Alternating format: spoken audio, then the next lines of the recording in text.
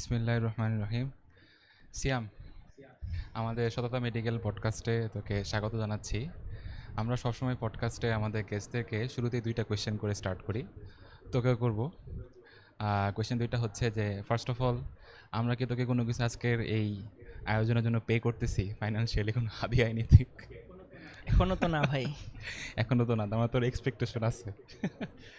আচ্ছা, এটা হচ্ছে ফার্স্ট কোয়েশ্চেন। অ্যান্ড সেকেন্ডলি, আমাদের যে সততা মেডিকেল অ্যাডমিশন প্রকল্পের কোনো মার্কেটিং টিমের তুই কোনো পার্ট, কোনো অফার এখানে পাইছিস কিনা, বা আমাদের পক্ষ থেকে কিছু বলা লাগবে, আমাদের কোচিং সম্বন্ধে কিছু বলা লাগবে, এমন কিছু? না, না, না। আমরা জাস্ট ক্যাজুয়াল ক্যাজুয়াল আলাপের জন্য আলাপের জন্য। বসছি আরকি। ইভেন আমি তো তোকে আজকে কি আলোচনা হবে সেটা নিয়েও তুই মনে হয় প্রায় ৩-৪ বার আমাকে জিজ্ঞেস করছিস যে ভাই কি বলবেন, একটু রেডি করি। বাট আমি পার্সোনালি জানাই নেই, because I want to keep it unscripted as possible. আগে থেকে বলে দিলে একটা স্ক্রিপ্টেড ভাব চলে আসে। তো আমরা আলোচনা শুরু করার আগেই, রিসেন্ট একটা বিষয়ে খুব আলোচনা হচ্ছে। আম, ঢাকা মেডিকেলের, আমি তোদের ক্লাসমেটদেরকেও দেখছি অনলাইনে পোস্ট করতে এই বিষয়ে। অ্যান্ড এটা শুধু ডিএমসি না, স্পেসিফিক্যালি এই নির্দিষ্ট ইয়ারের যে ব্যাচটা, তোদের যে এইচএসসি 22 ব্যাচের যারা বর্তমানে মেডিকেলের রেগুলার থার্ড ইয়ার তৃতীয় বর্ষের স্টুডেন্ট, তাদের একটা কনসার্ন অনলাইনে দেখলাম। সেটা হচ্ছে যে থার্ড ইয়ারের মেডিকেল এমবিবিএসের কারিকুলাম নিয়ে তোদের অনেকের মনে একটু শঙ্কা বল, বা এটা একটু বেটার করা যায় কি না, এরকম প্রস্তাবনা আসতেছে অনেকের কাছ থেকে। সো আমি তোকে যে কোয়েশ্চেনটা করব যে এই সিচুয়েশনটা কি, আসলে কারিকুলামে কোন জায়গায় প্রবলেম, এটা একটু আমাদের অডিয়েন্সের জন্য জানাবি। অ্যান্ড তোদের এক্সপেকটেশন কী, বা তোরা কী চাচ্ছিস পরিবর্তনটা? আপনি যেমনটা বললেন যে এইটা বেটার করা যায় কিনা? আরো সহজভাবে বললে এটা লাইটার করা যায় কিনা? আচ্ছা আচ্ছা। একটু হালকা করা যায় কিনা? এখানে আসলে বেশ কিছু অযৌক্তিক বিষয় কারিকুলামের মধ্যে ঢুকে গেছে। দেখেন, থার্ড ইয়ারে আমাদের অফিসিয়ালি পড়ার কথা হচ্ছে ২ টা সাবজেক্ট। একটা হচ্ছে ফার্মাকোলজি, একটা হচ্ছে ফরেনসিক মেডিসিন। এটা আমাদের অফিসিয়ালি পড়ার কথা। এর আইটেমগুলো আমরা রেগুলার ক্লিয়ার করব, টার্ম দিব, প্রফ দিব। অ্যান্ড আমাদের ক্লিনিক্যাল নলেজ এনহ্যান্স করার জন্য আমরা ওয়ার্ডে যাব, শিখবো, স্যারদের কাছে হাতে কলমে শিখবো। কিন্তু এইখানে আসলে আমাদের জন্য বোঝা হয়ে উঠলো ফোর্থ ইয়ার যে সাবজেক্টগুলো আছে, প্যাথো মাইক্রো, প্যাথোলজি এবং মাইক্রোবায়োলজির যে হচ্ছে আইটেমগুলা, এইগুলা থার্ড ইয়ারে নেয়া। ফোর্থ ইয়ারের বোঝা কিছুটা কমানোর জন্য থার্ড ইয়ারে এই বোঝাটা চাপিয়ে দেয়া, এই বিষয়টাই মূল কনসার্ন আর কি। যে আমরা আমাদের প্রফে বসার জন্য আমাদের রেগুলার কারিকুলামের যেসব পড়াশোনা, সেটার বাইরে গিয়ে অন্য ২টা সাবজেক্ট আমাদেরকে পড়তে হচ্ছে। আচ্ছা, এখানে আমাদের অডিয়েন্সের জন্য একটু ক্লিয়ার করে বিষয়টা। ফার্স্ট অফ অল, মানে থার্ড ইয়ার থেকে ফোর্থ ইয়ারে যাওয়ার জন্য বছর শেষে একটা প্রফেশনাল এক্সাম দিতে হয়, যেটাকে আমরা প্রফ বলি ইন শর্ট। সো ওই প্রফে দুইটা সাবজেক্টই তোরা পরীক্ষা দিবি, ফার্মাকোলজি ইন শর্ট ফার্মা, আর এটা হচ্ছে ফরেন্সিক মেডিসিন। এখন আবার যদিও থার্ড ইয়ারের টোটাল কারিকুলামের সাথে পুরোপুরি কানেক্টেড না, বাট তারপরও একদম ফাইনাল ইয়ারে গিয়ে যেই সাবজেক্টগুলো আর ক্লিনিক্যালি হাসপাতালে গিয়ে রোগী দেখে দেখে পরীক্ষা দিতে হবে, সেরকম কিছু ক্লিনিক্যাল সাবজেক্ট বলি আমরা, সেগুলার ওয়ার্ডে গিয়ে তোদেরকে কিছু শিখতে হয় এখন, এবং সেই ওয়ার্ডের এক একটা সাবজেক্টের ওয়ার্ড ফাইনাল দিয়ে শেষ করতে হয়। এটার পাশাপাশি ফোর্থ ইয়ারে গিয়ে যেই আরও এক্সট্রা 2 সাবজেক্ট তোরা পড়বি, প্যাথোলজি এবং মাইক্রোবায়োলজি, এটারও কিছু অংশ থার্ড ইয়ারে আছে। সো বার্ডেনের জায়গাটা এটাই যে থার্ড ইয়ারে একে তো আমার 2টা সাবজেক্ট, আমার ফার্মাকোলজি পড়তে হচ্ছে, আমার ফরেন্সিক পড়তে হচ্ছে। এটা হিউজ, এই এই দুইটাই দুটি হিউজ। অনেক বড় বড় সাবজেক্ট। অ্যান্ড প্রথমবারের মতো ওয়ার্ডের এক্সপিরিয়েন্স করতে হচ্ছে। এই তিনটা তো মেইন স্ট্রিম যে পড়াশোনা থার্ড ইয়ারের, এর সাথে ফোর্থ ইয়ারের সিলেবাসটাও, মানে প্যাথোলজি এবং মাইক্রোবায়োলজিও যথেষ্ট লম্বা সাবজেক্ট বলে এটার কিছু অংশ থার্ড ইয়ারের সাথে যুক্ত করে দিছে। এটা হচ্ছে কনসার্নের জায়গা। তো তোদের কাছে মনে হচ্ছে, বা ইভেন আমরাও তো থার্ড ইয়ারে সেম কারিকুলামে পার করে আসছি। আমি আমার পার্সপেক্টিভটা বলবো, বাট তোর কাছ থেকে শুনতে চাই যে তাহলে এটার সলিউশনটা কী। মানে এখানে তো আসলে মানে 4 ডাইমেনশনাল 4টা জিনিস পড়তে হচ্ছে, 4 দিক থেকে প্রেশার আসতেছে। তো কোনটা কমাতে চাস বা কী করতে চাস? আচ্ছা, শুরুতেই যে বিষয়টা সেটা হচ্ছে থার্ড ইয়ারের অ্যাকচুয়ালি যে সাবজেক্টগুলো আমার পড়া লাগতেছে, ফার্মাকোলজি অ্যান্ড হুম ফরেনসিক, এই দুইটা আমরা পড়লাম। এর বাইরে এক্সট্রা যে প্যাথোলজি আর হচ্ছে মাইক্রোবায়োলজি, এই দুটো তো ফোর্থ ইয়ারের সাবজেক্ট। তো ফোর্থ ইয়ারের সাবজেক্ট আমরা হয় ফোর্থ ইয়ারে পড়লাম, এটা একটা অপশান হতে পারে। আরেকটা বিষয় যেটা সেটা হচ্ছে, আমি যদি উদাহরণের জন্য বলি, আমরা সার্জারি ওয়ার্ড করি, হ্যাঁ রাইট ওয়ার্ড করি 1.5 মাস 2 মাস 3 মাস করার পরে আমরা সার্জারি ওয়ার্ড ফাইনালও দিই, রাইট। কিন্তু আমরা কি সার্জারি সাবজেক্টটা পড়ি, বই পড়ি? না, এটা এটা ডিপেন্ড করে, এক একজন এক এক রকম ভাবে, অনেকে পড়ে অনেকে পড়ে না, বাট ওভারঅল না মানে আমরা যে 3 মাসে পড়ে গিয়ে ওয়ার্ড ফাইনাল দিচ্ছি,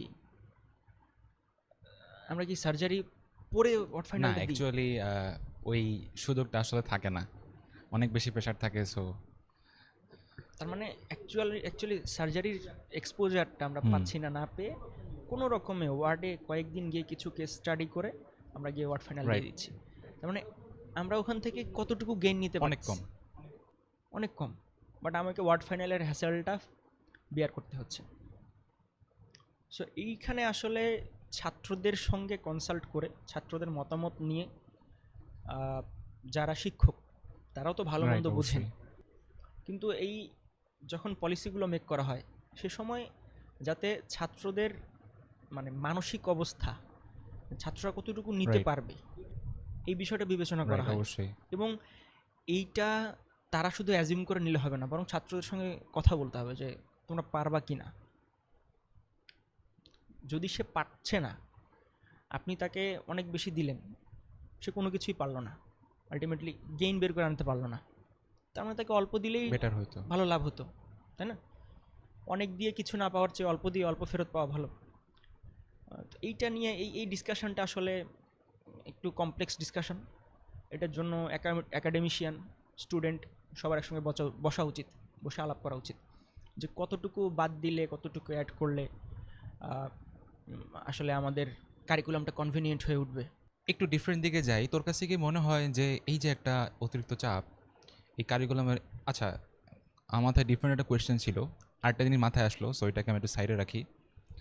অনেকে অনেক আহ, ভালো স্টুডেন্ট যারা, তাদের একটা মতামত হচ্ছে এরকম, ফোর্থ ইয়ারে যে সাবজেক্ট মাইক্রোবায়োলজি এবং প্যাথোলজি, মাইক্রোবায়োলজি এবং প্যাথোলজি আগে পড়লে ফার্মাকোলজি পড়তে সুবিধা হয়, এরকম একটা আইডিয়াও আছে, বা এরকম একটা মতামত আছে। কিভাবে? আমাদের অডিয়েন্সের জন্য যদি আমরা একটু ক্লিয়ার করে বলি, ফার্মাকোলজি হচ্ছে বেসিক্যালি ওষুধ সংক্রান্ত পড়াশোনা, মেডিসিন, শরীরে ড্রাগস কীভাবে কাজ করতেছে, এটার মেকানিজম কি, অ্যাডভার্স ইফেক্ট কি, কোন ওষুধের ক্ষেত্রে কোন কোন কোন অসুখের ক্ষেত্রে কোন ওষুধ দিব, এটা হচ্ছে ফার্মাকোলজি পড়াশোনা। এখন থার্ড ইয়ারে যেটা হয়, অবভিয়াসলি তুই বছর প্রায় অর্ধেক শেষ, অনেক পড়াশোনা করে ফেলছিস। ফার্মাকোলজি পড়াশোনার ক্ষেত্রে কিন্তু আমরা যদি ডিজিজগুলো সম্বন্ধে আইডিয়া না থাকে, যেটা হচ্ছে মাইক্রোবায়োলজি এবং প্যাথোলজি পড়াশোনা, ডিজিজ সংক্রান্ত, হ্যাঁ, তো এই ডিজিজ সংক্রান্ত পড়াশোনা যদি ভালো না থাকে, তাহলে কিন্তু কোন ওষুধটা আসলে কোন জায়গায় গিয়ে কাজ করতেছে মুখস্থ করতে হয়। আমি কিন্তু হয়তো মেকানিজমটা মুখস্থ করা লাগে না, মেকানিজমটা বুঝতে পারবো যে এই ওষুধটা এই জায়গায় কাজ করতেছে, বডির এই সিস্টেমে এই এই জায়গায় এই কাজটা করতেছে, কিন্তু ওই কাজটা কেন করা দরকার। কথার কথা টিউবারকুলোসিস, যক্ষার সময় এই পার্টিকুলার ওষুধটা রেসপিরেটরি সিস্টেমের এই জায়গায় গিয়ে এই কাজটা করতেছে, কিন্তু এই কাজটা করার দরকার কেন। টিউবারকুলোসিস সম্পর্কে যদি আমার আইডিয়া থাকতো, যক্ষার পুরো মেকানিজমটা যদি আমি জানতাম যে যক্ষা কীভাবে হয়, কোন প্যাথোজেন দায়ী, ডিজিজের স্টেজগুলো কী, সিমটমগুলো কী, এগুলো সব কিছু সম্বন্ধে যদি আমার একটা ধারণা থাকতো, তাহলে ওষুধটা কোন জায়গায় গিয়ে কাজ করতেছে বেটার আইডিয়া হইতো। কিন্তু আমরা যেটা করি, ফার্মাকোলজি পড়ার সময় একটা ওষুধ ইন্ডিকেশন যে এই ওষুধটা কোন কোন ডিজিজে কাজ করবে, এটার অ্যাডভার্স ইফেক্ট, সব কিছু একটা মুখস্থর উপর দিয়ে যাইতে হয়, আসলে উপায় নেই। মাইক্রোবায়োলজি এবং প্যাথোলজির সাবজেক্টের সম্পর্কে একটু একদম জেনারেল আইডিয়াটা না থাকলে ওটাতে আসলে প্রবলেম হয়। তো টিচারদের আসলে মাইন্ডসেট হয়তো এরকম, আগে আগে যেটা আগে এখন থেকে প্রায় 2-3 বছর আগের কারিকুলামটা ছিল মাইক্রোবায়োলজি এবং প্যাথোলজিকে আগে রেখে ফার্মাকোলজি ফোর্থ ইয়ারে। সো এটাতে যেটা সুবিধা হইতো যে মাইক্রোবায়োলজি এবং প্যাথোলজি পড়া হয়ে যাওয়ার কারণে আমার শরীরে ডিজিজগুলো সম্বন্ধে আমার আইডিয়া হয়ে গেছে ভালো। সো ওষুধগুলো ওই ডিজিজগুলোকে কীভাবে সারাচ্ছে এটার সম্বন্ধে আমার আইডিয়াও ভালো। কিন্তু এখন আবার শিফট করা হয়েছে, এটার পেছনে যুক্তি অনেকগুলাই। একটা হচ্ছে যে একটু প্রেশার কমানো, কারণ আগের কারিকুলামের প্রেশার বেশি ছিল। প্যাথো আর মাইক্রোবায়োলজির মতো বড় বড় সাবজেক্ট থার্ড ইয়ারে, আবার সাথে ফরেন্সিক মেডিসিনও থাকতো, 3টা সাবজেক্ট বড় বড়। সো ভাগ ভাগ করে দিচ্ছে আর কি থার্ড ইয়ারে। কিন্তু এখন আবার থার্ড ইয়ারে ফার্মাকোলজি আর ফরেন্সিকও যথেষ্ট বড় বড় সাবজেক্ট, এবং ফার্মাকোলজি পড়াটা ডিফিকাল্ট হয় কারণ আমি প্যাথোলজি মাইক্রোবায়োলজি সম্বন্ধে মাইক্রোবায়োলজি আইডিয়া জানি নেই। না। এই জন্য আবার এটার সম্বন্ধে একটা গোজামিল হিসেবে কি ইন্ট্রোডিউস করলো, যেহেতু পুরোপুরি পড়া হচ্ছে না, কিছু জিনিস আমি একটু থার্ড ইয়ারে লাগাই দিই। এটা হলো যে এমন এমন ব্যাপার যে এটা তোমার থার্ড ইয়ারে কমপ্লিট করতে হবে 100% এরকম না, বাট পড়ানো হবে। আর এটা এখন যখন পড়ানো হচ্ছে, এটা আবার ফোর্থ ইয়ারে পড়ানো হবে না। সব মিলে এখানে একটা জোগা খিচুড়ি আছে। তো এটার অ্যাকচুয়াল সলিউশন কি, এটা আমিও আসলে অনেক কনফিউজড। আমিও যে তোকে একদম আমার পার্সপেক্টিভ বলবো, আমার কাছে লজিক্যাল মনে হয় এই বিষয়টা, যে ফার্মাকোলজির আগে মাইক্রো আর প্যাথো একটু হলে পড়া উচিত। কারণ এখন যখন আমি ফোর্থ ইয়ারে মাইক্রো আর প্যাথো পড়তেছি, ফার্মাকোলজি বিকামস ইজি। ফার্মাকোলজির আগে যা পড়ছিলাম, তখন মনে হচ্ছে যে এখন এটা বুঝলাম, যদি তখন যা এই পড়ছি থার্ড এখন ইয়ারে পড়তাম বুঝলাম। সাথে, এখন যেটা হয় যে অনেক ভালো ভালো স্টুডেন্টরা গিয়ে নিজেরা প্রেশার নিয়ে নিজেদের ফ্রি টাইমে প্যাথো আর মাইক্রো বইগুলো পড়ে পড়ে ফার্মা ভালো করে। এটা তো সবার জন্য এটা প্রযোজ্য না। সবাই কারিকুলামে যে সাবজেক্ট আছে সেটাই পড়তে চাবে। এখন আবার এখন যে সিস্টেম, এটা জগা খিচুড়ি মার্কা, এখানে মনে করো 4-5টা সাবজেক্ট একসাথে, আলটিমেটলি অনেকগুলো নিয়ে আমার ব্যালেন্স জাগলিং করতে হচ্ছে। তো এটা তো একটা গেলই, টোটাল সিনারিওটা আমরা আমাদের অডিয়েন্সের জন্য বললাম। তো একটু আগে তোকে আমি যে কোয়েশ্চেনটা করতে চাচ্ছিলাম, সেটা হচ্ছে যে তোর কাছ থেকে মনে হয়, এই যে তুই বললি যে সবার এখানে বসা উচিত, স্টুডেন্ট, টিচার্স, ইভেন স্বাস্থ্য মন্ত্রণালয়, এভরিওয়ান, সবার বসে কারিকুলাম সংক্রান্ত কম্প্রিহেন্সিভ একটা ডিসকাশন হওয়া উচিত। যেহেতু বর্তমান বাংলাদেশটা জুলাই পরবর্তী একটা বাংলাদেশ, আম, একটু হলেও জবাবদিহিতার জায়গা বাড়ছে গত 1 বছরে। প্রাপ্তি অপ্রাপ্তি হিসাব কতটুকু এটা জানি না, বাট জবাবদিহিতার পরিমাণ ফর শিওর বাড়ছে। সো এখানে সবাই মিলে বসে যদি একটা ডিসকাশন হইতো, বেটার হইতো। তোর কাছে কি মনে হয় ডিসকাশনের অভাব বা ঘাটতি এখনো আছে, বা আমাদের এক্সপেকটেশন অনুযায়ী আলোচনা কি আদৌ হয় বা হচ্ছে? আহ, জুলাইয়ের আগে যেটা ছিল সেটা হচ্ছে এই এখনকার সিস্টেম যেটা, এটা তো জুলাইয়ের আগে তারা প্রবর্তন করে গেছে। তো জুলাইয়ের আগে সব জায়গায়ই স্বৈরাচার ছিল, তারা যে যেভাবে পারছে কারিকুলাম চেঞ্জ করছে, নতুন সিস্টেম ইন্ট্রোডিউস করছে। স্টুডেন্টদের কনসার্ন তেমন ছিল না কারোরই। হ্যাঁ, এখন যেটা ঘটছে যে হচ্ছে আপনার স্বাস্থ্য সংস্কার কমিশন গঠন করা রাইট। হয়েছে। স্বাস্থ্য সংস্কার কমিশনে যেসব বিষয় নিয়ে সুপারিশ করা হয়েছে, এইসবের মধ্যে আসলে কারিকুলামে কতটা চেঞ্জ আসবে এই বিষয়টা খুব একটা পরিষ্কার না। কারণ স্বাস্থ্য সংস্কার কমিশন এটা মেইনলি স্বাস্থ্য মন্ত্রণালয়ের আশেপাশে বা সচিবালয়ের আশেপাশে, মানে মানে স্বাস্থ্য ব্যবস্থার অ্যাডমিনিস্ট্রেটিভ যে জায়গাগুলো সেইগুলো সংস্কারের কাজ করছে। কিন্তু আমাদের কারিকুলামটা তো স্বাস্থ্য শিক্ষা অধিদপ্তরের আন্ডারে পড়ে। তো এটার জন্য আসলে একাডেমিশিয়ানদের নিয়ে বসতে হবে। একাডেমিশিয়ানরা ছাত্ররা পারতেছে কি পারতেছে না, কতটুকু নিতে পারতেছে, একাডেমিশিয়ান যতটুকু বলতে নিতে কি তুই পারবে। মানে ভালো টপ স্টুডেন্টদেরকে বোঝাচ্ছিস না তাহলে? না, টিচার আচ্ছা আচ্ছা। যারা যারা আসলে মানে কারিকুলামটা হুম হুম। প্রবর্তন করেন, যারা আসলে এটা ঠিক করেন যে স্টুডেন্টরা কতটুকু পড়বে, রাইট। এই বছর কতটুকু পড়বে, কোনটা তুই তো সাবজেক্ট এটা পড়বে। বললি যেটা করা উচিত, তোর কি মনে হয় এখানে ঘাটতি আছে কমিউনিকেশনের, বা একটু সরকারের আরো কনসার্ন থাকা উচিত এখানে? আসলে আহ, এইটার দায়িত্ব আসলে ছাত্রদেরই, যে তাদের এই সমস্যাটা হচ্ছে, এই সমস্যাটা শিক্ষকের মাধ্যমে আহ, ঊর্ধ্বতন মহলের কাছে পৌঁছানো, যে আমরা আসলেই সমস্যার মধ্যে আছি, পারতেছি না, এই কারিকুলামে আমাদের সমস্যা হচ্ছে। এবং মানে এইটা কিন্তু খুব যে নর্মাল একটা বিষয় এমন না, যে মানে আমার প্রেশার বেশি আমি পড়লাম পাশ করলাম এমন না। রিসেন্টলি ময়মনসিংহ মেডিকেল কলেজে আমরা অনেক বড় একটা দুর্ঘটনা দেখেছি, যে একজন মেয়ে আত্মহত্যা করেছে। সো এই বিষয়টা কিন্তু একেবারে মানে ফেলে ফেলার মতো দেওয়ার মতো বিষয় না। বিষয় না, কোনোভাবেই ফেলে দেওয়ার মতো বিষয় না। স্টুডেন্টদের মানসিক স্বাস্থ্য it is a very important thing. আমি এইটা আলাদাভাবে বলতাম, তুই বলে ফেলছিস ওই ময়মনসিংহ মেডিকেল কলেজের ঘটনাটা। এটা আসলে বাংলাদেশের মেডিকেল কলেজগুলার সিস্টেমের একটা খুবই দুর্ভাগ্যজনক এবং কনসিস্টেন্ট একটা ব্যাপার। কনসিস্টেন্টলি এরকম ঘটনা প্রত্যেক বছর একটা দুইটা করে ঘটতেছে। এবং স- না মানে এখানে যে শুধু আত্মহত্যা হচ্ছে এমন না, সে নিজে নিজেকে শেষ করে দিচ্ছে এমন না। আমরা 2023 সালে ডেন্টাল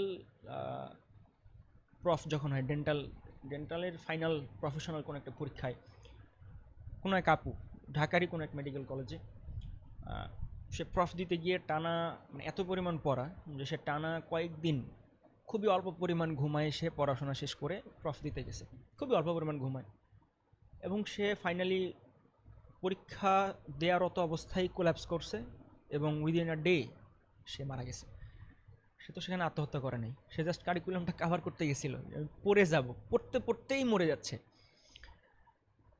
না এটা আসলে কি বলবো আর, তবে আমার কাছে মনে হয় যে যেহেতু এটা খুবই চাপের একটা পড়াশোনার জায়গা, অনেক চাপ, অনেক কিছু হ্যান্ডেল করতে হয়, আম, এটা নিয়ে আলাদাভাবে ঊর্ধ্বতন কর্মকর্তাদের বসা উচিত। কারণ এ তো থামতেছে না, তো প্রত্যেক বছরেই আইদার একেবারে জীবন নাশের ঘটনা আমরা দেখতেছি, অথবা তুই যেটা বললি যে এরকম ইনসিডেন্ট যে হয়তো নিজেকে নিজে শেষ করে দেয়নি, বাট পড়তে পড়তে অসুস্থ কোনো হয়ে গেছে, পড়াশোনা সংক্রান্ত মরে গেছে। ডিপ্রেশন। এবং এই এই আমাদের পড়াশোনার সিস্টেমটা আবার এরকম যে রেগুলার পরীক্ষা এবং রেগুলার পড়াশোনার মধ্যে থাকতে হয়।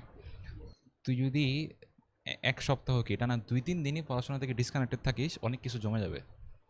আর এই জমে যাওয়া বিষয়গুলো তখন একটা এক্সট্রা, মানে আমরা যেরকম এই ফিজিওলজিতে পড়ছি যে একটা এই পজিটিভ ফিডব্যাক, একটা ভিশিয়াস সাইকেল ক্রিয়েট করে।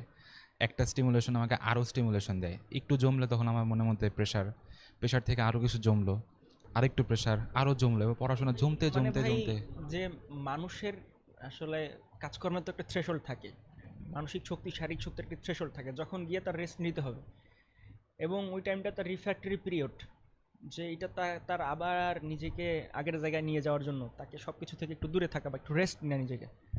তো এই রেস্ট দেওয়ার জন্য যদি আপনি 2 দিন আইটেম না দেন, আপনার কিন্তু মানে 4 থেকে 6টা আইটেম পেন্ডিং পড়ে যাবে। আইটেম বলতে হচ্ছে আমাদের যে রেগুলার ভাইভা এক্সামগুলো আছে, ভাইভাগুলো হ্যাঁ, পরবর্তীতে আবার কভার করতে হবে। এই যে আমার একটা আইটেম বাদ পড়ে গেছে। এই যে আমরা ভিশিয়াস সাইকেলের মধ্যে হ্যাঁ, পড়ে যে যাই। আমার একটা ক্লিয়ার হয়নি, আমি আইটেম ক্লিয়ার না করার কারণে কার্ড দিতে পারলাম না, কার্ড দিতে না পারলে টার্ম দিতে পারলাম না, টার্ম দিতে না পারলে প্রফ দিতে পারলাম না। এই বা প্রফ কোনোভাবে দিতে না পারা বা প্রফে ফেল করলে পরের বছর গিয়ে যখন আমি প্রফ দিচ্ছি, তখন পরের ফেজের যে কারিকুলাম, সেই কারিকুলামটাকে স্টপ করে আগের পুরানা কারিকুলাম দুইটা পড়ে আমার একসাথে। 1-1.5 মাস ধরে। এবং বিষয়টা এইটাই যে সবসময় একটা চাপ কাজ করে, যে কোনো একটা আইটেম মিস হয়ে গেলেই আমাদের চাপটা কাজ করে যে এটা হয়তো আমার ইন একদম দ্য লং রান প্রফি বড় হয়তো মিস হয়ে ধোঁকা দেয়। যাবে, মানে লম্বা চিন্তাগুলা। তো আমার কাছে মনে হয় যে এটা অবশ্যই ঊর্ধ্বতন কর্মকর্তাদের বসা উচিত, এবং এটা নিয়ে আলাদা কনসার্ন হওয়া উচিত। এই যে একটা একটা এই এই যে একটা ফেসবুকে তোরা অনেকে লেখালেখি করতেছিস থার্ড ইয়ারের কারিকুলামটা নিয়ে, যে ফার্মা ফরেন্সিকের সাথে প্যাথো এবং মাইক্রোবায়োলজির কীভাবে কম্বিনেশনটা করা যায়, সেটা আলোচনা। এটা এটা আসলে মানে 3-4 দিন, প্রয়োজনে 1 সপ্তাহ 2 সপ্তাহ কর্মশালা হয়ে, মানে ভালো ছাত্রদের একটা প্রতিনিধি, শিক্ষক মহল, মন্ত্রণালয় সবাই মিলে বসে একটা কর্মশালা করে একটা প্রোডাক্টিভ ডিসকাশন আনা উচিত। কারণ এটা তো থামতেছে না। আর আমার কাছে আরেকটা, এটা তো অথরিটি লেভেলের সিদ্ধান্ত। সো আমরা বলবো যে এই কর্মশালা করা উচিত, আমাদের কথা বলা উচিত এটা নিয়ে। প্রতিদিন একদম 7 দিনে একটা মিটিং বসা উচিত যে না, এটার সলিউশন কি, আউটকাম কি। আমার কাছে এটা মনে হয়, because that can solve a lot of things. যখন আমি লম্বা সময় ধরে ডিসকাস করতেছি, কর্মশালা করতেছি, স্টুডেন্টদের চাওয়া পাওয়া, এবং সেটা বাংলাদেশ সরকার বা মন্ত্রণালয় কতটুকু করতে পারতেছে, সব মিলে একটা ফ্রুটফুল ডিসকাশন হইলো, এটা একটা সাইড। আর সেকেন্ডলি আমি বলবো এখানে আসলে আমাদের ছাত্রছাত্রীদেরও একটা করার কিছু আছে বলে আমি মনে করি। কারণ আমরা আসলে, আমার কাছে মনে হয়, এটা আমার সম্পূর্ণ ব্যক্তিগত মতামত, এবং আই এম শিওর যেই মেডিকেল ব্যাকগ্রাউন্ডের কোনো স্টুডেন্ট, তোর ক্লাসমেট, আমার ক্লাসমেট, বা আমাদের সিনিয়র জুনিয়র কেউ যদি পডকাস্ট শুনে, ম্যাক্সিমামই আমার সাথে হয়তো এগ্রি করবে না। আর আমার কাছে মনে হয় প্রফ খুবই ওভার রেটেড একটা এক্সাম। কীরকম, আমি মানলাম এটা অনেক চাপ, অনেক পড়াশোনা করতে হয়, একটা ওই প্রফের সময়টা 1 মাস অনেক চাপ নিয়ে পড়াশোনা করতে হয়। কিন্তু পড়াশোনা কি মানে জীবনের শেষ কথা? আমি বুঝছি যে একটা চাপ থাকে পরীক্ষা শেষ করার এবং পরবর্তী বছরে ওঠার, কিন্তু আমি যদি ওই চাপটাকে আরও নিজের উপরে এক্সট্রা বার্ডেন হিসেবে নেই, চাপটাকে চাপ হিসেবে বারবার বারবার স্বীকৃতি দেই, তাইলে তো আমি একটা না একটা সময় পড়বই, আজকে না হোক কালকে পড়বো, মানে পড়বো বলতে আমার পতন হবে, আমি ভেঙে পড়বো। আজকে না ভাঙলে আমি কালকে ভাঙবো, কালকে না ভাঙলে পরশু দিন ভাঙবো। যদি আমি বারবার এটাকে চাপ বলে স্বীকৃতি দিতে থাকি, তো আমার কাছে মনে হয় জিনিসগুলোকে লাইটলি নেওয়া উচিত। হ্যাঁ, যদি আমি 6 মাস পিছায়ও যাই, আমাকে বাবা মা অনেক কথা শোনাইতে পারে, সমাজ অনেক কথা শোনাইতে পারে, আমার বন্ধু বান্ধব ডেফিনেটলি আমাকে খুব ভালো চোখে দেখবে না, আমার অনেক দুধের মাছি বের হবে, সুষমের বন্ধু বের হবে, বাংলাদেশের যে জাজমেন্টাল সোসাইটি, সব কিছু আমি বুঝতেছি। কিন্তু এটা কোনোটাই তো জীবনের শেষ না, কোনোটাই তো আসলে জীবনের শেষ না। এগুলা everything is a part of life, এই যে পিছায়া যাওয়া। জি ভাই। তবে তবে এইখানে ওই যে বলেন আপনি অ্যাগ্রি করবে না, আহ, আগে প্রফ 3টা ছিল, এখন 4টা। 3টার থার্ড প্রফে যেটা, সরি সেকেন্ড প্রফে যেটা ঘটতো, এই যে আমরা থার্ড ইয়ার ফোর্থ ইয়ার মিলে এখন 5টা সাবজেক্ট পড়তেছি, এই 5টা সাবজেক্ট ওরা থার্ড ইয়ার ফোর্থ ইয়ার একসাথে পড়তো, টানা পড়তো, 2 বছর পড়তো এই 5 সাবজেক্ট পড়ে। তারা সেকেন্ড প্রফ দিত 5 সাবজেক্টের টানা, 5টা সাবজেক্টের প্রফ দিত। তো ওইটা যখন তাদের কাছে কঠিন মনে হলো স্টুডেন্টদের কাছে, তখন তারা ওই প্রফটাকে ভেঙে 3টা থেকে 4টা 2টা করে। প্রফ করে, প্রফ হলো হুম। 4টা। এরপরেই তারা ডিসিশনে আসলো যে প্যাথো, মাইক্রো, কমমেট কখন পড়াবে আর ফার্মা ফরেন্সিক কখন পড়াবে, এইটা নিয়ে এক্সপেরিমেন্ট চলতেই আছে আসলে। হ্যাঁ, যাই হোক, প্রফের যে বিষয়টা, এটা আসলে পরীক্ষার যে বিষয়টা, আমরা যারা মেডিকেল স্টুডেন্ট, আমরা একটা কথা বলি যে মেডিকেলে পড়তে হয় না, পড়তে হয় শুধু পরীক্ষার আগের দিন, কিন্তু প্রতিদিনই পরীক্ষা থাকে। তার মানে পরীক্ষা বিষয়টা আমাদের একটা ডেইলি চোর, এটা আমাকে প্রতিদিন করতে হবে, এটা হ্যাঁ জীবনের অংশ হয়ে গেছে। অ্যান্ড পরীক্ষাটাকে আসলে পরীক্ষা হিসেবে যদি আমি নেই, হ্যাঁ, তো আইটেম, টার্ম, এই পরীক্ষাগুলো মোটামুটি কার্ড যেসব আছে এইসব মোটামুটি আমি লাইটলি নিতে পারি, কারণ এইসবের সাপ্লিগুলো আমি খুব দ্রুত পাচ্ছি, আমার ইয়ার সাপ্লি লস বলতে যাচ্ছে যে এই না। পরীক্ষাটা আমি পাস করতে পারিনি, মানে 60% মার্ক পাইনি, এটা হ্যাঁ, দ্বিতীয়বার পরীক্ষা দেওয়ার একটা সুযোগ থাকে। দ্বিতীয়বার পরীক্ষা দেওয়ার সুযোগ, এটা দ্রুত পাচ্ছি, আমার সময় নষ্ট হুম। হচ্ছে কম, বা ছোট সিলেবাসের মধ্যে হচ্ছে বিধায় নতুন করে আবার প্রিপারেশন নিতে আমার খুব একটা কষ্ট রাইট। হচ্ছে না। কিন্তু প্রফে গিয়ে যেটা বিষয় দেখা যাচ্ছে যে প্রফ আসলে আহ, ছোট থেকে বড় যদি আমি হিসেব করি, ন্যূনতম 1.5 থেকে 2 মাসের একটা বিষয়। হ্যাঁ, তো এই 1.5 থেকে 2 মাস আমি ভিগরাস একটা পড়াশোনা করব, মেন্টাল প্রেশার নিব, নিয়ে প্রফ দিব, দিয়ে ফেল করার পর আবার যদি দিতে হয়। না, আমি আমি এটাকে যে এটা চাপ না, আমি এটা মোটেও অস্বীকার করতেছি না, বাট ওভার রেটেড কেন বলতেছি, এখানে একটা এটা আসলে আমরা যদি সৎ থাকি নিজের সাথে, তাহলে এটা স্বীকার করাই উচিত সবার। এই যে মেডিকেল লাইফে সব কিছু ছেড়ে চলে দিয়ে পড়াশোনার পিছনে পড়ে থাকতে হবে, এই চিন্তাটা আমরা অনেক ফ্যান্টাসাইজ করি, এটা নিয়ে এটাকে আমরা অনেক বেশি প্রমোট হ্যাঁ করি। আসলে ভাই, এটা আসলে আপনার মানে গোলের উপর হ্যাঁ। নির্ভর করে। আপনি আসলে প্রফটাকে যদি এইভাবে নেন যে আমার প্লেস করা লাগবে, অনার্স পাওয়া লাগবে, তাহলে তো এটা অনেক বড় মেন্টাল প্রেশার। আচ্ছা, কিন্তু যদি আমার আপনি ভাবেন যে আমার পাশ এই করলেই প্রশ্নটা চলবে, উত্তর দে তো, ফার্স্ট হওয়ার জন্য কি আসলে এরকম নাওয়া খাওয়া ছেড়ে দিয়ে, মানে মানে আমার আমার আমার এই চিন্তাটার সাথে আমার অনেক বড় সংঘাস, মানে কি বলবো, আমার এটা এটা আমি কোনোভাবেই মানতে পারি না যে ফার্স্ট হইতে হইলে, বা যারা হচ্ছে টপ লেভেলের সামনের সারির স্টুডেন্ট হয়, আমার সব কিছু ছেড়ে দিতে হবে, সব কিছু ছেড়ে দিতে হবে, এটার সাথে আমি কোনোভাবেই একমত না। আচ্ছা ভাই এখানে আসলে বা এই যে আইডিয়াটা মেডিকেল লাইফ মানেই তোমার জীবনের অনেক কিছু সুইচ অফ, খালি পড়াশোনাটা সুইচ অন, এই এইভাবে যদি চিন্তা করি, আচ্ছা ভাই তুই এটা যে চিন্তা কর যে একজন খুব টপ অর্ডারের ব্যাটসম্যান, পৃথিবীর সেরা সেরা 5টা ব্যাটসম্যানের নাম যদি তুই চিন্তা কর, প্রত্যেকের ক্যারিয়ারের মধ্যে সেরা ব্যাটসম্যান হওয়া সত্ত্বেও সবচেয়ে বেশি তারা পরিশ্রম করে, হ্যাঁ তাদের সবচেয়ে বেশি ট্যালেন্ট আছে, তারপর হচ্ছে তারা যে কোনো ফেলিয়ারের মোকাবিলা করার পরও ফেলিয়ার থেকে সাকসেসে কনভার্ট করার রেট তাদের সবচেয়ে বেশি, তারপরেও কিন্তু এদের লাইফে লং টার্ম কিছু এই অফ ফর্মের সময় যায়, সব ঠিক আছে, প্র্যাকটিস করতেছে, সব ঠিক আছে, কিন্তু সামহাও রান আসতেছে না। এটা তো একটা ভালো স্টুডেন্টের সাথে যে কোনো সময় হইতে পারে, আমি পরিশ্রম করতেছি, তার ডেইলি রুটিনে সে কোনো কিছু ছাড় দিচ্ছে না, কিন্তু আউটকাম আসতেছে না। বুঝতে পারছি আপনি যেভাবে বললেন যে আসলে সব অফ। হ্যাঁ, আহ, এখানে আসলে প্রথম কথা হচ্ছে যে কিছু পাওয়ার জন্য কিছু ছাড়া লাগবে, সব সন্দেহ কিছুর নেই, বিনিময় সন্দেহ মূল্য নেই, থাকে। সন্দেহ নেই। আমরা যেভাবে বলতেছি যে প্লেস করতে হলে নাওয়া খাওয়া ছাড়া, আপনি একটা ক্লাসে 10 জনের, সরি 100 জনের মধ্যে এইটা প্রেডিক্ট করতে পারেন যে ও ফার্স্ট হবে ও সেকেন্ড হবে, বাট এখানে ফার্স্ট সেকেন্ড হওয়া এটা তো আপনি প্রেডিক্ট করতে পারেন না। একজন ভালো পড়াশোনা করছে ভালো রেজাল্টের জন্য, হ্যাঁ, সে প্লেস করতে পারে নাও করতে পারে, 3 সাবজেক্টে 2 সাবজেক্টে অনার্স পাচ্ছে, ঠিক আছে। তো এই জন্য কেউ কেউ আছে যারা উঠে পড়ে আদা জল খেয়ে লেগে পড়াশোনা করে, কেউ আছে তার সোশ্যাল লাইফ মেনটেন করে এসে পড়াশোনা করছে, ঠিক আছে। এইটা আপনার ম্যানেজমেন্ট স্কিলের উপর নির্ভর করে। আমরা অনেক সময় দেখি যে খুব ভালো একটা ছাত্র, খুবই ভালো, কিন্তু তার রেজাল্ট আশানুরূপ হয় না। কিন্তু আরেকটা ছাত্রকে দেখছি যে সব কিছু মেনটেন করতেছে, এটাই, খেলতেছে, এটাই। ঘুরতেছে, টিউশন করতেছে, আবার এসে এটাই। ভালো রেজাল্ট করতেছে। তো মানে এই আমাদের অডিয়েন্স যেহেতু এমন সব ছাত্রছাত্রী যারা এখনো মেডিকেল লাইফে প্রবেশ করে নাই, করতে করতে চায়। চায়, তাদের জন্য বলবো, আমি নিজে ভালো ছাত্র না, কিন্তু ভালো ছাত্রদের দেখি।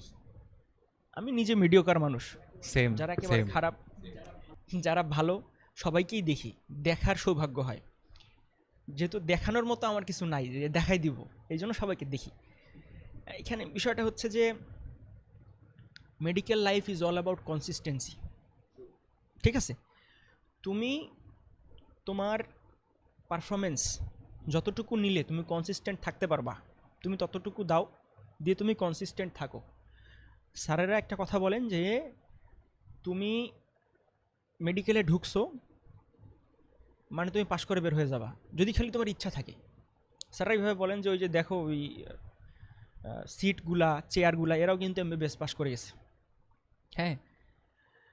তো এখানে বিষয়টা হচ্ছে যে মেডিকেল স্টুডেন্টদেরকে স্যাররা অনেক সময় বলেন যে তোমরা হচ্ছে ভেড়ার পাল, তোমরা ভেড়ার পাল। ভেড়ার পাল দেখবা যে ভেড়ার পাল সবসময় একসাথে যায় আসে, মানে ঠিক এটা আছে? বুঝান যে তো পিছায় পড়ো না, একসাথে হ্যাঁ, পাস তোমরা করে যদি যাও। ভেড়ার পালের একসাথে থাকো ভেড়ার পালের মতো, তাহলে দেখবা ইজিলি তোমরা সবাই একসাথে পাশ করে চলে রাইট, যাবে। এটা বলে তো সবাই। ভেড়ার পাল থেকে আলাদা হইও না। তো আমি বলবো যে মেডিকেল লাইফ নিয়ে আসলে খুব বেশি ফ্যান্টাসাইজড হওয়া যাবে না। মানে নাওয়া খাওয়া ছেড়ে দিয়ে সব, এটা তুই যেটা বললি যে এখানে সোশ্যাল লাইফ মেনটেন করে এটাই হ্যাঁ, করা উচিত আসলে। এইখানে ভাই দেখেন, আমি বলি কি, এখানে আহ, আমরা যখন কোচিং রাইট। করি বা ইন্টার লাইফে যখন হুম। থাকি, আমরা যখন প্ল্যান করি যে আমরা হায়ার স্টাডিজে এই জায়গায় যাব, ওই হ্যাঁ, জায়গায় যাব, মেডিকেলে যাব, তখন আসলে আমাদেরকে মোটিভেট করা হয় কি বলে, যে এখন কষ্ট করো, পরে গিয়ে আউটকাম পাবা। পরে গিয়ে তুমি চিল করতে পারবা, ঠিক আছে। আমরা আসলে এই মাইন্ডসেটটা নিয়েই আসি যে আমি ভার্সিটির মতো মেডিকেলেও চিল করতে পারবো, ঠিক আছে। এই মাইন্ডসেটটা আমরা নিয়ে আসি। আমি ভার্সিটিকে আসলে ডাউনটোন করছি না, তাদেরও একটা প্রেশার আছে, ঠিক আছে, হ্যাঁ তাদেরও পড়তে হয়, বাট আমাদের আসলে পরীক্ষা বেশি, জন্য প্রেশার বেশি, এবং আমাদের কারিকুলামটা একটু লম্বা, 5 বছর পরে 1 বছর ইন্টার্ন করতে হবে, যদি টানা পাশ করে যান সব কিছু। আচ্ছা, তো ওই যে ফ্যান্টাসাইজ করা যে আমি মেডিকেলে উঠে খুব চিল করব, এই বেশি ফ্যান্টাসাইজ করার কারণে এসে আমরা এই চাপ দেখে একটু বেশি আশাহত হই, ঠিক আছে। তো আমরা বেশি ফ্যান্টাসাইজ করব না যে আমরা মেডিকেলে গিয়ে একদম পাখির মতো উড়বো, এমনও না। আবার এসে যেই প্রেশারটা ফেস করব, এইটাকেও অ্যাবসলিউট প্রেশার হিসেবে রাইট, নেওয়া যাবে আমি না। এটাই বলতাম যে ঠিক দুই আছে, এক্সট্রিমই যাতে এটাকেও না থাকে। হ্যাঁ, আমি এমনভাবে পারফর্ম করব যাতে আমি আমার এমবিবিএস লাইফের শেষ পর্যন্ত কনসিস্টেন্সি ধরে রাখতে পারি, যে আমি আইটেমগুলো ক্লিয়ার করতেছি, সময় মতো কার্ড টার্ম দিচ্ছি, প্রফ পাস করে যাচ্ছি। এই যে কনসিস্টেন্সি বজায় রাখা, এর জন্য যদি আমার মাঝখানে ব্রেক নেওয়া লাগে, যে আমি এই 2-3 দিন আইটেম দিব না, আমি একটু ব্রেক নেই, পরে ক্লিয়ার করে দিব, ঠিক আছে। এতে দুনিয়া ধ্বংস হয়ে যাওয়ার কিছু নাই। ধ্বংস হয়ে যাবে না, তুমি ব্রেক একটু নিতেই ব্রেক পারো। নাও, বাট কনসিস্টেন্সিটা যেন বলা রাখে আর কি। ব্রেক হুম। না হয়, ঠিক আছে। অল অ্যাবাউট মানে consistency, medical life gap is all দিলে অ্যাবাউট রিকভার করার কনসিস্টেন্সি। মতো প্ল্যানটা যাতে থাকে সাথে।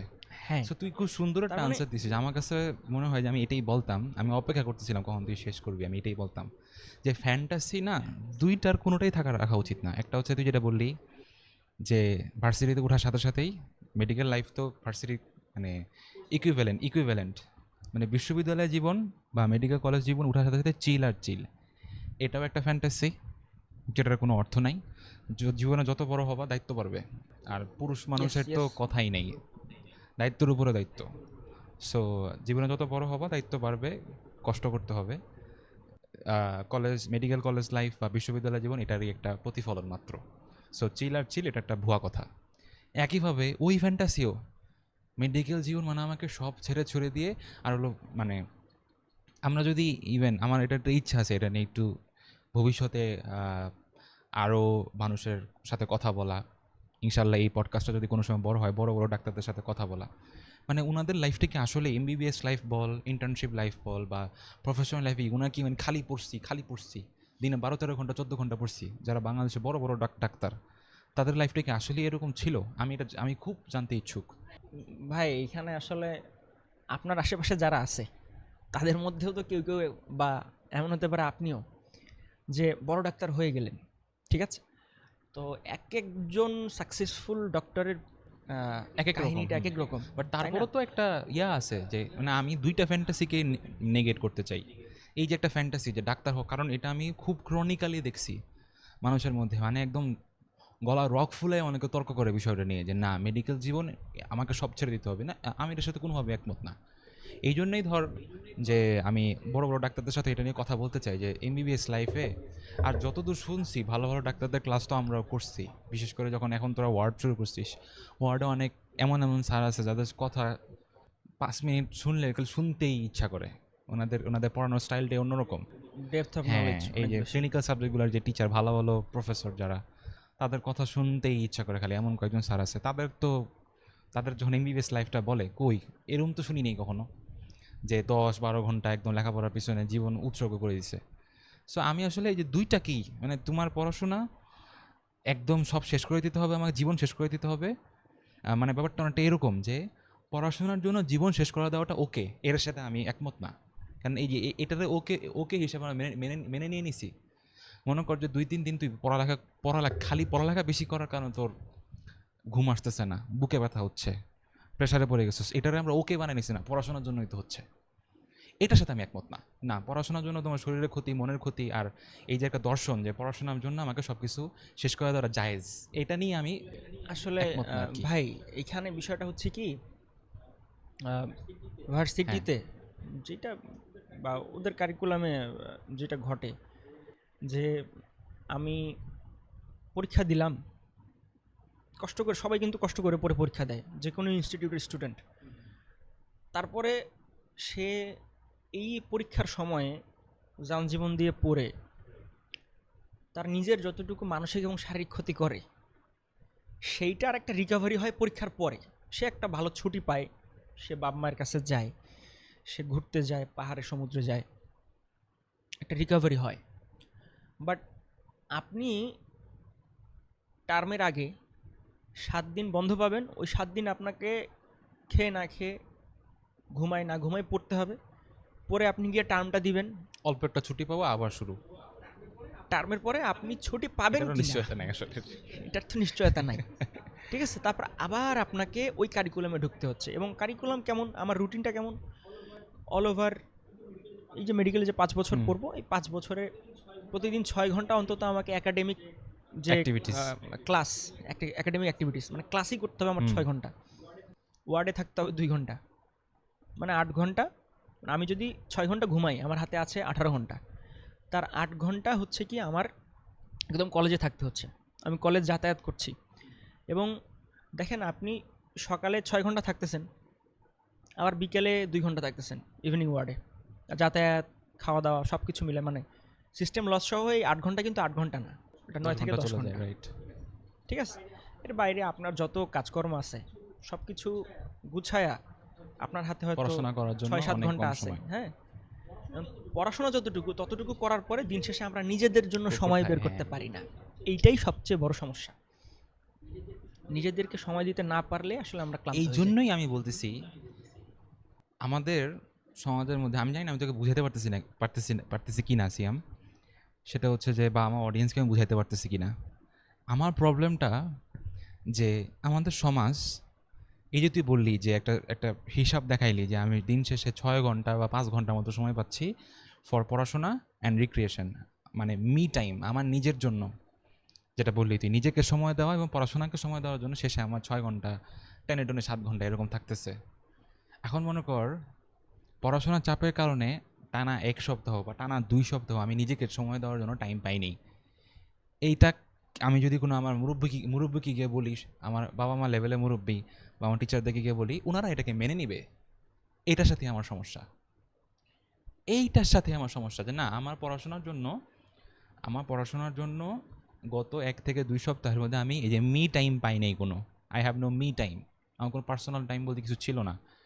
ঠিক আছে? এই ছিল নাটাকে আছে বানানোর জন্য, যেখানে আমাদের আরও বেশি, না ঠিক আছে বাবা তুমি আরেকটু টাইম নাও। ২ সপ্তাহ তুমি অনেক প্রেশারের মধ্যে গেছো, একটু টাইম নাও। এটা না বলে এই যে ফ্যান্টাসিটা, না তুমি চালায়া যাও। পরে এটার ফিডব্যাক পাবা। ভালো ডাক্তার হবে অনেক। সেরা ডাক্তার এভাবেই পড়ে। আরে জীবনটা এভাবেই মেডিকেল চালাতে হবে। এই যে একটা encouragement, I am not okay with that. এইটা আসলে আহ, এটা একটা এটা একটা কনসার্ন অবশ্যই। তো কিন্তু ভাই বিষয়টা এমন যে আপনি প্রেশার না নিলে নাই হ্যাঁ, আসলে। সেটাই। হ্যাঁ, আপনি প্রেশার না নিলে নাই। মানে আমাদের এতক্ষণকার মানে যে কথোপকথন সেই অনুযায়ী আমরা মেডিকেল লাইফের যেই জায়গাটা আমাদের হার্ট করে সেটা নিয়ে আলাপ করছি আসলে, সমস্যাটা নিয়ে আলাপ করছি। কিন্তু পুরো মেডিকেল লাইফটাই এরকম না। মানে medical life is a period of time. এটাকে আপনি কীভাবে লিড করবেন আপনার ইচ্ছা। আপনি একটা জিনিস খেয়াল করেন, কিছু ছাত্র এমন পাবেন যাদের যদি 1,00,000 টাকা দিয়ে বলেন যে তোর 1,00,000 টাকা দিলাম তুই আজকে বই পড়িস না, সে তাও বই পড়বে। কারণ সে পড়লে ডোপামিন পায়, তাই না? তার পড়তে ভালো লাগে, সে পড়ে, সে ভালো স্টুডেন্ট। কিছু ছাত্র আছে যারা পড়ে একটু রিক্রিয়েশনের দরকার হয়। হ্যাঁ, যে আমি পড়তেছি 1 ঘন্টা পরে একটু বন্ধুর সঙ্গে গল্প করে আসলাম, হ্যাঁ, তারপর এসে আবার পড়লাম, পড়াশোনা শেষ করে বন্ধুর সঙ্গে পড়াটা নিয়ে আলাপ করলাম, ডেমো দিলাম, এরকমও আছে। ঠিক আছে? তো মানে মেডিকেল লাইফ যে এমন যে তোমার এটা গেট অফ ডেথ, এমন না। তুমি যেভাবে নিবা, ঠিক আছে, তুমি যদি এটাকে এনজয় করতে চাও, এনজয় করার সুযোগ আছে। অনেক উপায় আছে এটাকে এনজয় আছে। করার, অনেক উপায় আছে। আবার অনেক সময় এমন হয়ে যায় যে এনজয় করার সুযোগ থাকে না। তো আমাদেরকে আসলে অ্যাডজাস্ট করে নিতে হবে আর কি। অ্যাডজাস্ট করতে হবে। কারণ আমি তো আসলে মানে আর 10টা সাবজেক্টের মতো পড়াশোনা করতেছি এটা না। একটা স্পেশালাইজ পড়াশোনা। আমার আমার আমার একটা সিদ্ধান্তের উপরে একজনের মানে জীবন মরণ নির্ভর ট্রু। করে, সিদ্ধান্তের উপর করে। করে না। আল্লাহ তাআলা যখন যার হায়াত মত যেভাবে লিখছেন সেভাবে হবে। বাট ডাক্তার হিসেবে আমি আমার তো দায়িত্ব একটা আছে উসিলা, অবশ্যই। হ্যাঁ, আমার তো দায়িত্ব আছে যে আমি ভালোভাবে পড়বো। তো আমি বলবো যে আগে মেডিকেলে চান্স পাই, চান্স পেলে শুরুর দিকে এসে আমার কাছে নতুন দুনিয়া, নতুন রকম মানে মনে হবে যে আমি এখানে হয়তো করতে পারবো না।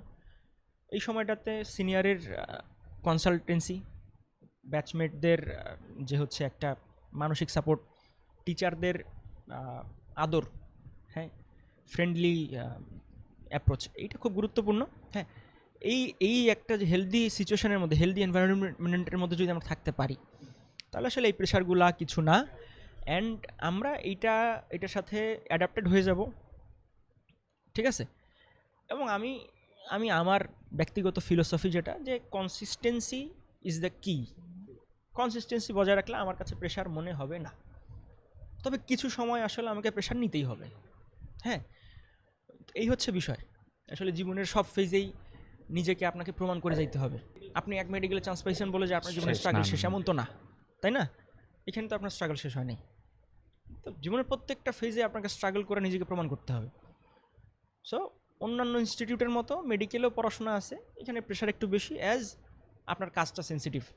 আপনি এখান থেকে বের হয়ে গিয়ে একটা সেন্সিটিভ কাজ করবেন, এই জন্য আপনার ট্রেনিংটা একটু ভিগরাস হবে। ঠিক আছে? সো এই প্রেশারটাকে আসলে ভয় পাওয়ার কোনো সুযোগ নাই। আমরা একসাথে শিক্ষকদের স্নেহ, বন্ধুর এমপ্যাথি, সিনিয়রের কনসালটেন্সি এবং আমাদের মানসিক শক্তি, সাথে আল্লাহর সাহায্য, এইগুলার ব্লেন্ড করতে পারলে আমরা কনসিস্টেন্সি বজায় রাখতে পারবো। এগুলো আমাদের কাছে কোনো প্রেশারই মনে হবে না ইনশাল্লাহ। ঠিক আছে? এই হচ্ছে বিষয়। খুবই কম্প্রিহেন্সিভ একটা উত্তর দিলি সিয়াম, সব কিছুকে ইনক্লুড করছিস। আসলে আমার কথাটা এটাই ছিল যে একজন স্টুডেন্ট যে তার জীবনে পড়াশোনা বা মেডিকেল কলেজের চাপ, সামনে আমার কতটুকু সিলেবাস শেষ করতে হবে, সামনে প্রফ আছে, যে জীবনটাকে এভাবে দেখতেছে, আর যে জীবনটাকে তুই যেভাবে বলিস সেভাবে দেখতেছে, যে আমার সিনিয়রদের কনসালটেন্সি, আমার শিক্ষকদের আদর, আমার বন্ধু বান্ধবদের সাথে আড্ডা, সব কিছু জায়গা আমি এই চাপের মধ্যেই কোনো না কোনোভাবে করে নিছি। দুইজনের মধ্যে কে সার্ভাইভ করবে বেটার? অবশ্যই যে সেকেন্ড পাথওয়েটা বেছে নিছে। ভাই এখানে বিষয় হচ্ছে কি, মেডিকেলে এসে যদি আপনি ভাবেন যে একলা চলো রে, হ্যাঁ, তাহলে আপনি সার্ভাইভ আসলে করতে পারবে ভুল না। ভাবতেছেন। আপনাকে সাফার করতে হবে। হ্যাঁ, এখানে আপনার এনভায়রনমেন্টটা খুব ইম্পর্ট্যান্ট। আপনি যখন পড়াশোনা নিয়ে অনেক মানে বেশি সাফোকেটেড, ওই সময় বন্ধু এসে যখন পিঠ চাপড়াই দিয়ে বলবে যে না রে বেটা পারবি, বসে যাই টেমে কালকে, ঠিক আছে, ওইটাই আপনার জন্য অনেক বড় মোটিভেশন। হ্যাঁ, ওইটাই আপনার জন্য বিশাল বড় একটা মোটিভেশন। ঠিক আছে, আপনি একটা জিনিস বুঝতেছেন না, সিনিয়র কাছে গিয়ে ডেমো নিলেন। এখন আপনি যদি ভাবেন যে না আমার বন্ধুরও দরকার নেই, সিনিয়রেরও দরকার নেই, তাহলে এটা আপনার জন্য প্রেশার হবে। ঠিক আছে, সো আপনার আশেপাশে যে সেটা ফ্যাসিলিটিগুলো আছে ইউটিলাইজ করা উচিত। এইগুলোকে হ্যাঁ, এটাকে ইউটিলাইজ করলেই ইনশাল্লাহ এটা কোনো প্রেশার না। হ্যাঁ, আমরা যে এনজয় করি না এমন তো না, উল্টা আমাদের এনজয়মেন্টের ইন্টেন্সিটিটা অনেক বেশি। কেন? কারণ অনেক অন্য প্রেশারের পরে ইনস্টিটিউশন, একটু যখন সময় হ্যাঁ পাইছি। একটু, হ্যাঁ, অন্যান্য ইনস্টিটিউশন 5 দিন ক্লাস করতেছে, 2 দিন বন্ধ পাচ্ছে। আমরা 6 দিন ক্লাস করতেছি, 1 দিন বন্ধ পাচ্ছি। ওই একদিনে আমরা 2 দিনের বেশি আনন্দ করে ফেলি, মানে মানে আনন্দের ইন্টেন্সিটিটার কথা বলতেছি। ঠিক আছে, অন্যান্য ইনস্টিটিউটের চাঁদ রাতের কোনো ইয়ে নাই, ভ্যালু নাই। কিন্তু ভ্যালিউ নাই। কিন্তু দেখেন বৃহস্পতিবার রাত আসলে আমরা মহা খুশি। এই যে আজকে বৃহস্পতিবার রাত। হ্যাঁ, আজকে বৃহস্পতিবার রাত। ট্রু। এই তো যে দেখ, মানে বৃহস্পতিবার রাতে তোরও পড়াশোনা আছে, আমারও পড়াশোনা আছে। পডকাস্টটা এমন একটা সময় রাখা যাতে মানে তোরও ডিস্টার্ব না হয়, আমারও পড়াশোনা ডিস্টার্ব না হয়। এই যে বৃহস্পতিবার রাতে আই বিলিভ তুই আমাকে সময় দিয়ে এরপরে বন্ধুদের সাথে কিছু টাইম দিতে যাবি। সো এই যে একটা ফান একটা সময়, যে বৃহস্পতিবার রাতটা স্পেশাল আমাদের জন্য। সো সব কিছুকে এই জিনিসগুলোকে ইনকর্পোরেট করা উচিত লাইফের মধ্যে। শুধুই পড়াশোনা, শুধুই ওই ওই ওই দিকটাকে নিয়ে বেশি অবসেসড হয়ে যাওয়া, আবার এটাকে অনেকে থামস আপও দেয় যে না এটাই মেডিকেল মানেই হচ্ছে এটা। এই চিন্তাটা যাতে, আমি বলতেছি না এটা সবার থাকে, এই চিন্তাটা যাতে না থাকে। কারণ যারা মেডিকেল জীবনে ঢুকে ওই যে চিল করা শুরু করে দেয় এবং পড়াশোনাটাকে ছেড়ে দেয়, তাদেরকে শাসন করা এবং তাদের এই ফ্যান্টাসি থেকে বের করে আনার জন্য অনেক মানুষ আছে এই সমাজে। মনে কর তুই আমি পড়াশোনা ছেড়ে দিলাম মেডিকেল লাইফে, আগামী 5-6 দিনও যদি পড়াশোনা না করি, এখানে আমাকে রাইট ট্র্যাকে আনার জন্য উপদেশ দেওয়ার মানুষের অভাব নেই। যে না মিস করে ফেলবা, অনেক সমস্যা হবে পরে, ডাক্তার হইতে পারবা না, প্রফ তো মিস হয়ে যাবে, এই কথাগুলো বলার মানুষের অভাব নেই।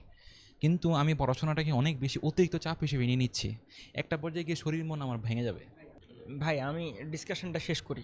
ঠিক আছে, আপনি যেটা বলতেছেন আমি এই ডিসকাশনটা শেষ করি, এই টপিকটা দেখেন। মেডিকেলে আসার পরে, ঠিক আছে, আমি একটা নতুন জগতে আসছি, একটা নিউ ওয়ার্ল্ড। এইখানে আমি কীভাবে সার্ভাইভ করব, এটা হচ্ছে কথা। এখানে এসে আমার মাইন্ডসেটটা কয়েক রকম হতে পারে। প্রথমটা হচ্ছে যে আমি পড়াশোনা করব, প্রচুর পড়াশোনা করব, ভালো রেজাল্ট করব। ঠিক আছে, যারা পড়তে ভালোবাসে তারা এভাবে ভাবে। দ্বিতীয় যে ক্রাইটেরিয়া সেটা হচ্ছে আমি পড়াশোনাও করব, কনসিস্টেন্টলি আমি পড়াশোনা করব, আমার সোশ্যাল লাইফটা মেনটেন করব। ঠিক আছে, আমার বন্ধু বান্ধবদের সাথে ঘুরতে যাব, খাবো দাবো। আরেক শ্রেণী আছে, থার্ড যে পিপল, যে পড়াশোনার বিষয়ে সিরিয়াস না, একেবারেই সিরিয়াস না, আমার মতো। হ্যাঁ, তাদের গিয়ে ইন দ্য লং রান কষ্ট হবে, কষ্ট ভুগতে হবে। হয়। ঠিক আছে, আরেক শ্রেণী আছে, আচ্ছা, এটা ইন্টারেস্টিং। আরেক শ্রেণীটা কি সিয়াম? এইটা হচ্ছে এদের এক্সপেকটেশন অনেক বেশি। মানে আমাকে প্লেস করতে হবে, আমাকে টার্মে প্লেস করতে হবে, আমাকে কার্ডে প্লেস করতে হবে। আইটেমে আমার 6 পাইলে চলবে না, আমার 8 পেয়ে পাস করতে হবে। 10 মার্কের যে পরীক্ষাগুলো। 10 মার্কের যে আইটেম, ঠিক আছে, এই এক্সপেকটেশন বেশি যার, সে আসলে মানসিক শান্তি তো পায় না। আপনি যে সমস্যাগুলোর কথা বললেন, ইন দ্য লং রান তারই এই সমস্যাগুলো হয়। যে পড়তে ভালোবাসে, ও তো ভালোবাসার জন্য পড়ে, ওর কাছে রেজাল্ট ইম্পর্ট্যান্ট না। যে অল ওভার সব কিছু মেনটেন করে পড়াশোনা করে, ঠিক আছে, সে সব কিছু মেনটেন করতেছে, পড়াশোনা করতেছে, পাশ করে যাচ্ছে। আর এক শ্রেণী যারা পড়ে না, সিরিয়াস না, তারা গিয়ে শেষে যানজীবন দিয়ে পড়ে উদ্ধার হয়ে গেল। কিন্তু যেই শ্রেণীটা এক্সপেকটেশন বেশি রাখে যে আমাকে এটা হইতেই হবে, এটা করতেই হবে, সমস্যা মেইনলি তার। ভালো বলছিস রে। ঠিক আছে, তাহলে আমরা কোন শ্রেণীতে পড়লে সবচেয়ে ভালো হয়? সব কিছু মাঝামাঝিই তো বেটার। হ্যাঁ, মাঝামাঝি বেটার। যার পড়তে ভালো লাগে ও তো পড়বেই। ঠিক আছে, সবচেয়ে বেটার হয় যে আমি সোশ্যাল লাইফ মেনটেন করব, পড়াশোনা করব, শিক্ষকের সাথে ভালো সম্পর্ক থাকবে, একটা হেলদি ফ্রেন্ড সার্কেলে থাকবো যেখানে টক্সিসিটি নাই। আমরা একজন আরেকজনকে পুশ করব যে হ্যাঁ অনেক মজা হয়েছে, এখন পড়ি, কালকে আইটেম দিতে হবে। ঠিক আছে, এই হচ্ছে কথা। So medical life is all about your choice. তুমি কীরকম হবা তোমার চয়েসের উপর নির্ভর করবে। তুমি ভুগবা নাকি আরামে পার করে যাবা, এই হচ্ছে এন্ড অফ ডিসকাশন। আমরা অনেক কথা বলে হ্যাঁ ফেলছি। সিয়াম, তুই এটা ব্যাং অন। আমি তোর কাছ থেকে আজকে অনেক কিছু শিখলাম আসলেই। এই এই চিন্তাটা লাস্টে যেটা বললি যে এক্সপেকটেশন রাখা,